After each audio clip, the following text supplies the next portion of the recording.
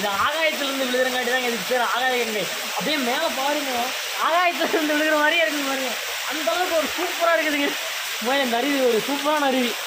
பழம், லாவல் பழம், சீத்தாப்பழம் எல்லாம் அனைத்து பொருளும் இங்கே தான் விளையும். டேஸ்ட் நல்லா இருக்குங்களா? டேஸ்ட் நல்லா இருக்கும். நீங்கள் வந்தீங்கன்னா உண்மையிலுமே பயங்கரமாக என்ஜாய் பண்ணுவீங்க. அப்போ இங்கிருந்து பார்த்தீங்கன்னா அப்படியே இந்த ரெயின்போ தெரியுதுங்க. அந்த குயிக்காட்டில் ரெயின்போ தெரியுதுங்க.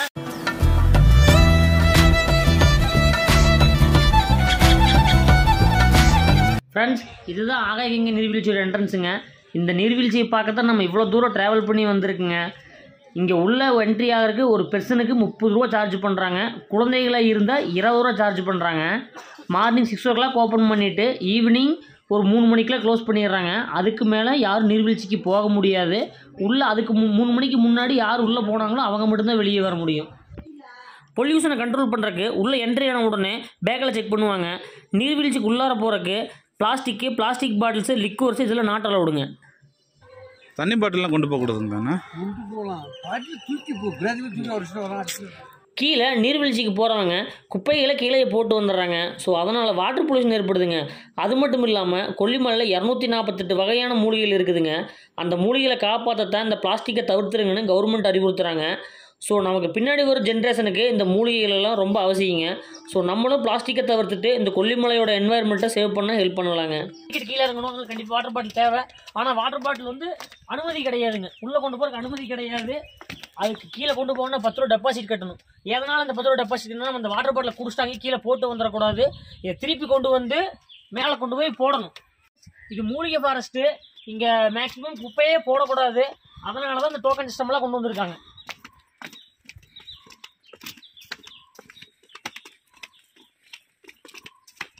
நான் வீக் டேஸில் வந்திருக்குங்க, அதனால கூட்டம் ரொம்ப கம்மியாக இருக்குது. இதே வீக்கெண்டில் வந்தீங்கன்னா கூட்டம் ரொம்ப அதிகமாக இருக்கும். கிளைமேட் பாருங்கள் எப்படி இருக்குன்னு. காலைல ஒரு 7:30 8 மணி தான் ஆகுது.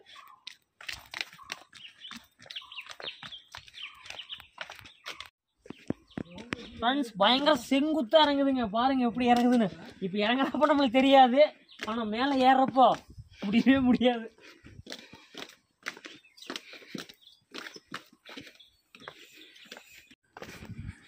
இப்போ பாதி மேலே இறங்கிட்டுங்க. இங்கே ஒரு வியூ பாயிண்ட் கொடுத்துருக்காங்க. இங்கேருந்து பார்த்தீங்கன்னா வளப்பூர்நாடு வியூ பாயிண்ட் தெரியுங்க. என்னோடய ஃபஸ்ட்டு கொல்லிமலை பார்ட் 1 வீடியோவில் வளப்பூர்நாடு வியூ பாயிண்ட்லேருந்து ஆகாயகங்கை நீர்வீழ்ச்சி காட்டியிருப்பேங்க. உண்மையிலுமே ரொம்ப சூப்பராக இருக்கும்.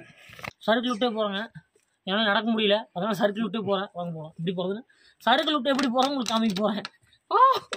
முடிக்குது, ரொம்ப நிறைய இல்லை. எந்த சீசனில் அதிகமாக வரும் தண்ணி? மழை இல்லை. போன குளிக்கலாமாங்கண்ணா? அந்த உள்ள அங்கேயே போய் குளிச்சோம். Okay okay. ஓ, மழை அதிகமான தண்ணி என்ன அதிகமாக வரும்? கொஞ்சம் தள்ளி இங்கே அப்பயும் போயிருக்கோம். நாங்கள் வருஷம் வருவோம். அப்பயும் போயிருக்கோம். அப்போலாம் சாரில் இங்கே அடிக்கும். இந்த வாட்டி அங்கேயே ஊற்றுது. அங்கேயும் ஊற்றுங்களா? தண்ணி கம்மியாக தான் இருக்குது. இன்னும் பாதி தூரம் போகணுங்களா? இன்னும் பாதி தூரம். சரி, நன்றிங்க. ஓகே. அப்படி ஃப்ரெண்ட்ஸ், ஆகாயகங்கை உண்மையிலுமே ரொம்ப வயசானவங்களை கண்டிப்பாக நடக்க முடியாது. அதனால் யாருமே இங்கே இறங்கி பார்க்க வேண்டாம். உண்மையிலுமே சொல்கிறேன், ரொம்ப செங்குத்தாக இறங்குதுங்க. ஃப்ரெண்ட்ஸ், ரொம்ப வயசானவங்க பெரியவங்க இந்த அருவியை கண்டிப்பாக வந்து குளிக்க முடியாது. அந்த அருவியில் சிற்றருவியில் போய் குளிச்சுக்கோங்க. நீங்கள் குளிக்கணும்னு ஆசைப்பட்டீங்கன்னா சிற்றருவியில் போய் குளிச்சுக்கோங்க. ஏன்னா இந்த ரொம்ப செங்குத்தாக போகுதுங்க. 1196 படிக்கட்டுன்னு ஈஸியாக நினச்சிக்காதீங்க, கொஞ்சம் சிரமமானது தான். ஆனால் இது ஒரு பயங்கரமான அட்வென்ச்சருங்க. இந்த அமைதியான சூழலை ட்ராவல் பண்ணும்போது மனசுக்கு ரொம்ப சந்தோஷமாக இருக்குதுங்க. சிலு சிலுன்னு வர்ற அந்த காற்று இந்த நீர்வீழ்ச்சியை எப்போ பார்ப்போம் அப்படிங்கிற ஒரு க்யூரியாசிட்டியே உருவாக்குதுங்க. முன்னாடியே நான் சொன்ன மாதிரி இந்த நீர்வீழ்ச்சிக்கு வர்றதுக்கு முன்னாடி லைட்டாக சாப்பிட்டுக்கோங்க.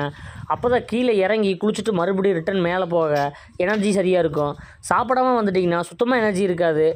நிறைய சாப்பிட்டு வந்தீங்கனாலும் இறங்கி ஏற முடியாது. ஸோ நான் சொன்னதை மைண்டில் வச்சுக்கோங்க.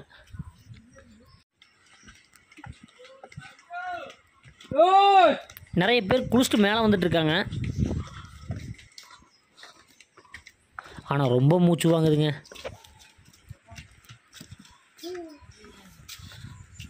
இறங்கும் போதே இவ்வளோ மூச்சு வாங்குதுன்னா ஏறும்போது எவ்வளோ சிரமமாக இருக்குன்னே தெரியல.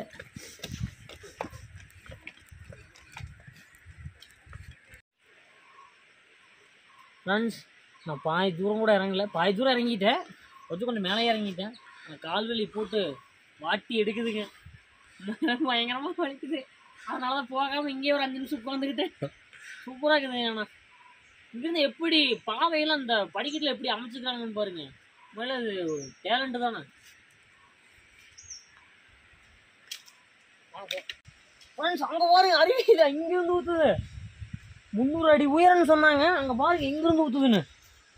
வேற வேற வேற மாதிரி, உண்மையிலுமே வேற மாதிரி. நம்மளால இறங்க முடியாதுன்னு சொல்கிறோம், பெரியவங்க நான் யாரும் இறங்கணும்னு சொன்னேன். ஆனால் அங்கே பாருங்க, அவர் உண்மையிலுமே ஒரு வயசானவருங்க. உண்மையிலுமே அங்கேருந்து இறங்கி வந்திருக்காரு. ஆனால் அவர் டயர்டான மாதிரியே எனக்கு தெரியல. இங்கே பார்த்தீங்கன்னா அந்த நவம்பர்ல எல்லாம் வந்தீங்கன்னா இந்த இடத்துலையே சாரல் அடிக்கும். படிக்கட்டு அதோடய முடிஞ்சுது. அங்கே பாருங்க, படிக்கட்டுலாம் வந்து அதோடய முடிஞ்சதுங்க. அதுக்கப்புறம் அந்த கரடு மூடான கொஞ்சம் பாதை இருக்குது. ஆனால் நிறைய பேர் சொல்லியிருந்தாங்க, இந்த இங்கிருந்து வர்றப்பவே அங்கிருந்து அந்த சாரல் இங்கே அடிக்க முடியலாமா. ஒரு லக்கு பார்த்தீங்களா, நம்ம இன்னைக்கு அருவி பக்கத்துலேயே போய் பார்க்க போகிறோம். பக்கத்துலேயே நின்று வீடியோ எடுக்க போகிறோம். வாங்க போகலாம். இந்த இடத்துலலாம் பார்த்து வந்தீங்க, எல்லாம் கல் கொஞ்சம் கரடு மூடாக தான் இருக்குது. படிக்கட்டு அங்கேயே முடிஞ்சுது. வாங்க பார்த்து போகலாம். அருவி பக்கத்தில் வர சவுண்டு வேற பயங்கரமாக கேட்குங்க. அந்த அருவி தண்ணி உழுகுற சத்தம் இருக்குதுங்களா, அந்த அழகு தண்ணியே தெரியுது. இதுதான் ஆகாய கங்கை. ஆகாயத்திலிருந்து எப்படி தண்ணி ஊற்றுதுன்னு பாருங்க. மேலே பாருங்க. நான் மார்ச் மாதம் வந்திருக்குங்க. ஸோ இது சம்மர் சீசன், தண்ணி ரொம்ப கம்மியாக தான் வருது. ஆனால் நான் என்ஜாய் பண்ணுற அளவுக்கு தண்ணி போதுமானதாக இருக்குது. இதே ரெய்னி சீசனில் வந்திருந்தா அருவிக்கு பக்கத்தில் கூட நெருங்க முடியாதுங்க. இந்த நீர்வீழ்ச்சிக்கு வர்ற மக்கள் எல்லோரும் இந்த அருவியோட சாரலில் தாங்க குளிக்க முடியும். அருவிக்கிட்ட நெருங்கவே முடியாதுங்க. ஸோ நாம் ரொம்ப லக்கிங்க. ஆகாய கங்கை நீர்வீழ்ச்சிக்கு உள்ளார போய் குளிக்க போகிறோம். வாங்க போகலாம். ஃப்ரெண்ட்ஸ், நம்ம ஆகாய கங்கை அருவிக்கு வந்துட்டோம். இதில் நம்ம குளிக்க போகிறோம் ஃப்ரெண்ட்ஸ். இது இங்கிருந்து அங்கே போகிறக்கு ஒரு கயிறு கட்டி விட்டுருக்காங்க. சம்மர் சீசனுங்கிறங்காட்டி நீங்கள் அந்த இடத்துக்கு போக முடியும். இதே ரெய்னி சீசனில் வந்தீங்கன்னா கண்டிப்பாக நீங்கள் அந்த இடத்துக்கு போக ட்ரை பண்ணாதீங்க. ஏன்னா ஆழம் ரொம்பவே அதிகமாக இருக்கும். வாங்க உங்களுக்கு அந்த கயிறை காட்டுறேன். இதுதான் அந்த கயிறு. இதுதான் அந்த கயிறு. இதை பிடிச்சா நம்ம நடந்து போக போகிறோம் ஃப்ரெண்ட்ஸ். வாங்க உள்ளே போயிட்டு வீடியோ எடுக்கலாம். குளிக்கிற வீடியோ எடுத்து என்ஜாய் பண்ணலாம். காலை வச்சாவே பயங்கர ஜில்லாக இருக்குது.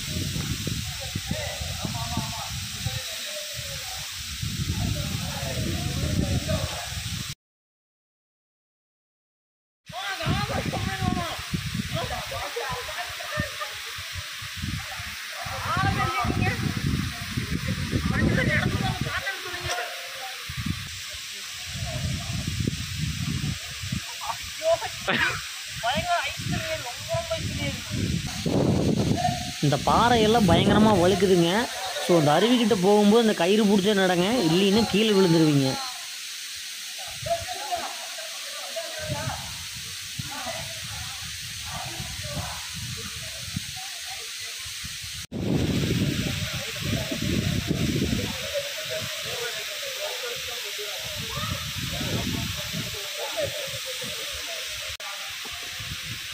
தமிழ்நாட்டில் 365 நாளும் வற்றாத ஒரே நீர்வீழ்ச்சி இந்த ஆகாய கங்கை நீர்வீழ்ச்சி தாங்க. ஸோ கொல்லிமலைக்கு எந்த மந்த் வந்தாலும் கண்டிப்பாக இங்கே குளிக்க முடியும். பட் ரெய்னி சீசனில் மட்டும் சம்டைம்ஸ் குளிக்க அலோவ் பண்ண மாட்டாங்களாம். ஸோ தண்ணியோட அளவும் ஸ்பீடும் பயங்கரமாக இருக்குமா.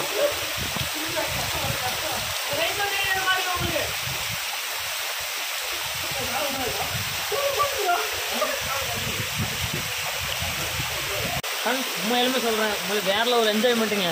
இந்த இடத்த மிஸ் பண்ணிடாதீங்க. ஆனால் ரொம்ப சேஃபாக வந்து குளிக்கணும். பயங்கர சேஃபாக வந்து குளிக்கணும். இந்த இடத்துல வலிக்குது.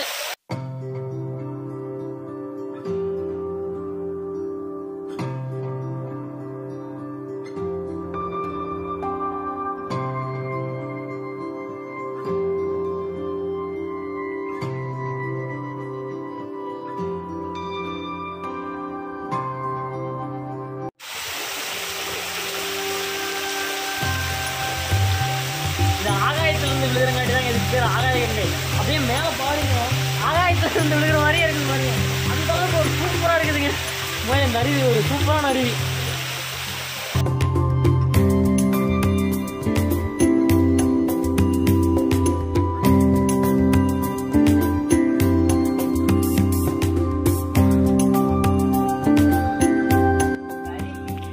கீழே முடிச்சுட்டு இங்கே மேலே வந்தீங்கன்னா பாதி தூரத்தில் இங்கே கடை இருக்குதுங்க.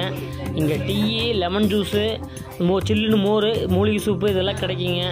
நீங்கள் ரொம்ப டயர்டாக வந்தீங்கன்னா இங்கே வாங்கி குடிங்க, கண்டிப்பாக நல்லாயிருக்கும்.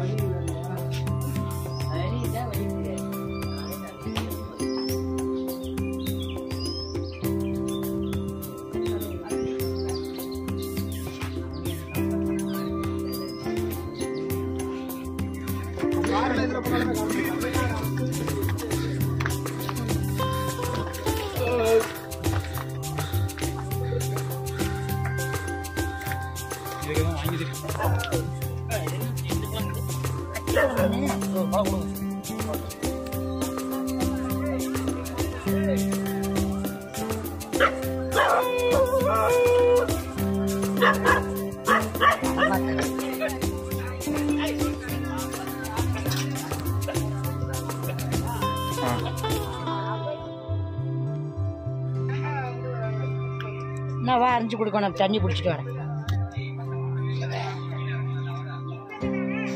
வாட்டர் எடுத்து தண்ணி பிடிச்சிட்டு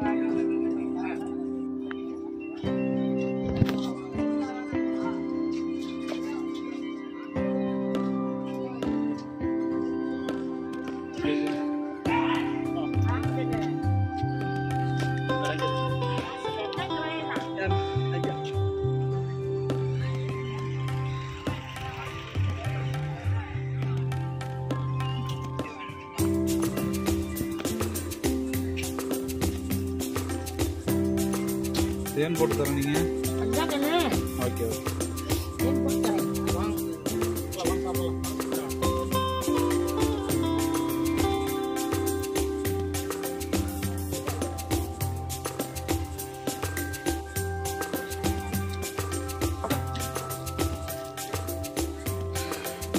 எதுக்கு இதில் தேன் போட்டு சாப்பிட்றோம்? அத்தி பழத்துக்கு. ம், டேஸ்ட் நல்லா இருக்குங்களா? டேஸ்ட் நல்லா இருக்கும்.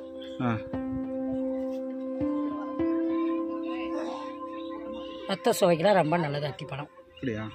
ரத்த உரம், ரத்த சுவைக்கு ரொம்ப நல்லது. அத்திப்பழம் மலையில் விளையுது.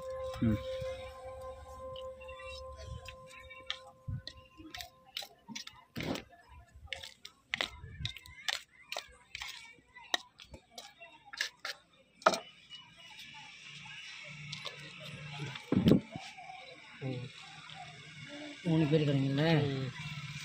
சாப்பிடுங்க. இந்த பக்கம் ஃப்ரெண்ட்ஸ், இந்த அத்திப்பழத்தை சாப்பிட்டீங்கன்னா இது வந்து மலை அத்திங்களாமா. இதை சாப்பிட்டிங்கன்னா வந்து ரத்தம் நல்லா ஊறும், அப்புறம் ரத்த சுவைக்கு ரொம்ப நல்லதாம்மா. இவர் தான் நம்மளுக்கு வந்து ஒரு நண்பர், இங்கே வரும்போது பழக்கமானாப்புல. இவர் வந்து நிறைய மலைக்கெல்லாம் போயிருக்காப்புல. இந்த பருவத மலை இதுக்கு எல்லா மலையும் ஏறி பார்த்துருக்காப்புல. இங்கேயே கொல்லிமலைக்கு ஒரு 4-5 தடவை வந்திருப்பாப்புல. ஆய் சொல்லுங்க. சாப்பிடுங்க. எப்படி இருக்கு சொல்லுங்கள். கேவனோட கலந்து சாப்பிடும்போது மூணு வேறு லெவலாக இருக்குதுங்க, அல்டிமேட்டாக இருக்குது. எப்படி இருக்குங்க? ஆமாங்க, சொன்ன மாதிரி நல்லா சூப்பராக இருக்குது. வாங்கி சாப்பிட்டு பாருங்கள், இந்த உடம்புக்கு ரொம்ப நல்லது. ஓகே. கொல்லிமலையில் அரப்பளீஸ்வரன் கோயில், இங்கே தான் விளையும் எல்லா பழங்களையும்.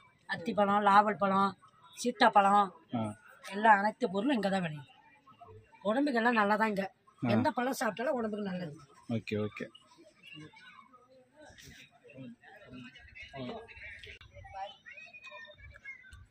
பழப்பழம் சொல்லவே தேவையில்லைங்க, அதனோட சும்மா எல்லாத்துக்கும் உங்களுக்கு எல்லாத்துக்கும் தெரியும் நினைக்கிறேன்.